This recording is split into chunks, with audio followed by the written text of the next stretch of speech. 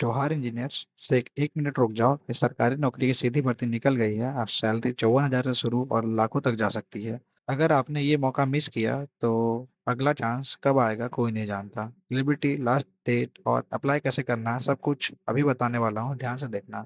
ये जो नोटिफिकेशन है ये Telangana public service commission Hyderabad की ओर से आई है। तो इसको देखकर कोई भी ऐसा ना समझे कि इसमें सिर्फ तेलंगाना स्टेट के बच्चे एलिजिबल है और अदर स्टेट एलिजिबल नहीं है। इसमें मैं बता दूं कि इसमें ऑल ओवर इंडिया के बच्चे जो हैं उसमें एलिजिबल है। यहाँ पे साफ साफ लिखा हुआ है ही C is a citizen of India, वो इसमें एलिजिबल है।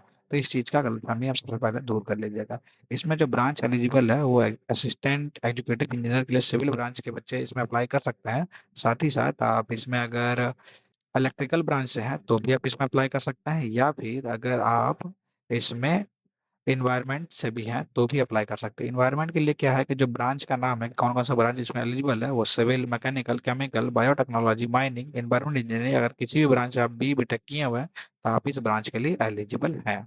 और इलेक्ट्रिकल में भी सेम इसी तरह अगर देखा जाए तो इलेक्ट्रिकल में अगर आप इलेक्ट्रिकल इलेक्ट्रॉनिक्स या फिर इलेक्ट्रिकल इंजीनियर से अगर बी बीटेक किए हैं तो आप इसमें एलिजिबल है। ये जो नोटिफिकेशन, ये तीन अलग अलग नोटिफिकेशन निकाला गया है।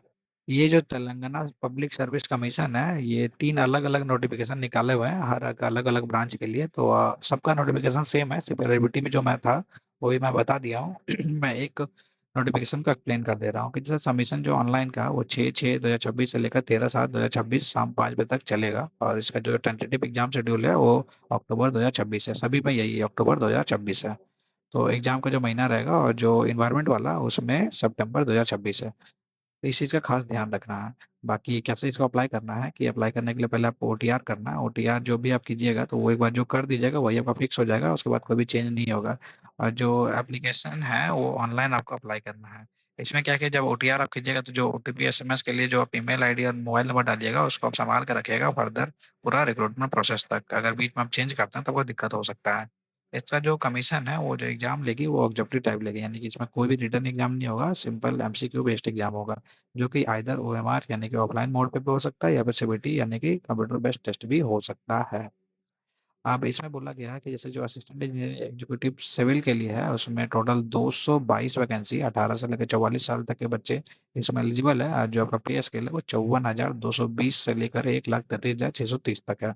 सिमिलरली अगर मैं इलेक्ट्रिकल का देखूँ तो इलेक्ट्रिकल में 49 वैकेंसी है, 18 से 44 एज है आपका, और ये आपका पे स्केल है।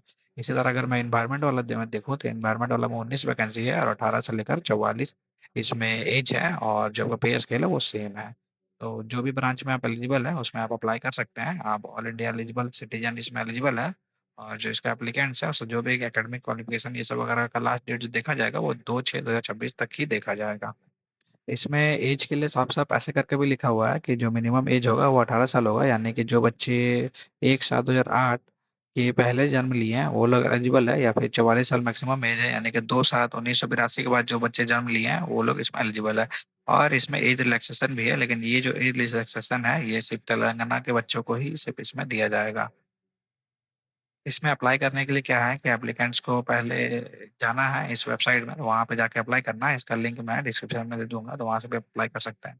इसमें लिखा हुआ है कि एप्लीकेशन जो प्रोसेस फी है वो 1,000 रुपये है। और जो अदर कैंडिडेट्स हैं यानी कि SC ST PW कैंडिडेट है उनको 500 रुपये, यानी कि ये यूआर और ओबीसी बच्चों के लिए है। इसमें एक अनोखा चीज दिया हुआ है इस नोटिफिकेशन में कि जो एग्जाम फीस है वो लिया जा रहा है 120 रुपये। लेकिन ध्यान देने की बात यह है कि जो अनएम्प्लॉयड एप्लीकेंट्स है उनको एग्जाम फीस नहीं लिया जाएगा। और जो इम्प्लॉयज हैं कहीं पे भी सेंट्रल स्टेट पीएसयू कॉर्पोरेट अगर अदर जगह में तो उनको 120 रुपये देना पड़ेगा। तो ये एक अच्छी बात है कि ऑलरेडी जो जॉब कर रहे हैं उनसे पैसा लिया जाएगा, जो जॉब कहीं नहीं कर रहे हैं अनएम्प्लॉयड है तो उनसे एग्जामिनेशन फीस एटलीस्ट नहीं लिया जाएगा। लेकिन ये भी एक बड़ा अमाउंट है।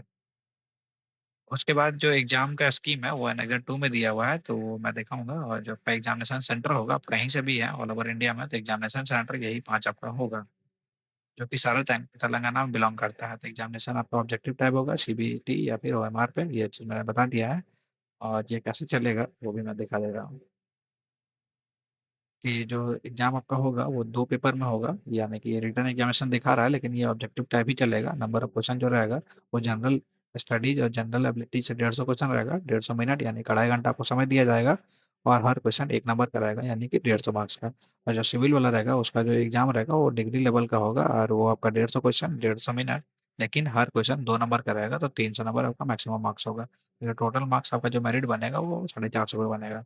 जो ये वाला पहला वाला पेपर रहेगा वो बाइलिंगुअल रहेगा, यानी बाइलिंगुअल में इंग्लिश और तेलुगु में रहेगा, और जो सेकंड वाला पेपर रहेगा वो सिर्फ इंग्लिश में रहेगा। जो सिलेबस है जनरल स्टडीज और जनरल एबिलिटी के लिए वो मैं यहाँ दिखा दे रहा हूँ, आप इसको देख सकते हैं। और जो इंजीनियरिंग के लिए रहेगा, जो डिग्री लेवल का, उसका सिलेबस ये रहेगा। तो इस पीडीएफ का लिंक मैं डिस्क्रिप्शन में डाल दूंगा, वहां से आप इसको एक्सेस कर सकते हैं और इसको ले सकते हैं। तो इस तरह से सारा इलेक्ट्रिकल वाले लोग का भी ऐसे ही दिया हुआ है, सेम टू सेम है। तो जो अगर इलेक्ट्रिकल से आप हैं तो इलेक्ट्रिकल से भी इस पीडीएफ को डाउनलोड करके आप इसमें एक्सेस कर सकते हैं और इसको देख सकते हैं। सेम आपका भी एग्जाम पैटर्न है और सिलेबस वगैरह है। और जो इन्वायरमेंटल में भी है, जो इन्वायरमेंट के लिए अप्लाई करेंगे, मैकेनिकल, सिविल, केमिकल, बायोटेक्नोलॉजी वाले बच्चे या माइनिंग वाले बच्चे, वो भी इसमें सेम प्रोसेस है, तो उस पर भी आप इसमें अप्लाई कर सकते हैं और सेम प्रोसेस के थ्रू हो जा सकते हैं। इसमें भी देखिए आपका एग्जामिनेशन जो पैटर्न है वो यही है और सब कुछ सेम है और सिलेबस वगैरह भी सब सेम है। तो उस अकॉर्डिंगली आप अपना प्रिपरेशन कर सकते हैं।